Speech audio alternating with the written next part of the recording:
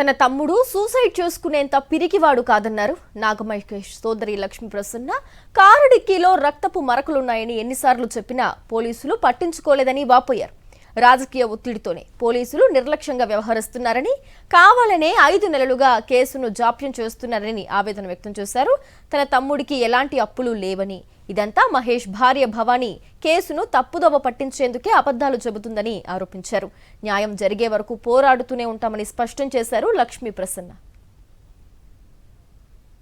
Sir, మా తమ్ముడు suicide చేసుకున్నంత పిరికోడు కాదు. మా తమ్ముడు సూసైడ్ చేసుకోడు, ఎట్టి పరిస్థితుల్లో అది సూసైడ్ కాదు, అది ఖచ్చితంగా మర్డరే, ప్రీ ప్లాన్డ్ మర్డర్. అది వాడిని హింసించి మరీ చంపారు. ఒక మనిషి కాళ్ళు అందుతూ ఉంటే ఎట్లా ఉరేసుకోగలడు? ఆ ఒక్క పాయింట్ చెప్పమనండి సార్. నాకు ఇంట్లో సుత్తి కార్లో ఉంది. సరే, సుత్తి కార్లో ఉంది, దానికి ఏదో చెప్తున్నారు. మరి బ్లడ్ స్టెయిన్స్ ఎక్కడి నుంచి వచ్చినాయి? కారు డిక్కీలో బ్లడ్ స్టెయిన్స్ ఉన్నాయి. నేను కారు ఆ రోజు హ్యాండ్ ఓవర్ చేస్తానా? సిఏ గారు హ్యాండ్ ఓవర్ చేసుకోవాలా? కారు అవసరం లేదమ్మా, నువ్వు ఎక్కువ సినిమాలు చూసి నువ్వు ఎక్కువ ఇది చేస్తున్నావు సార్.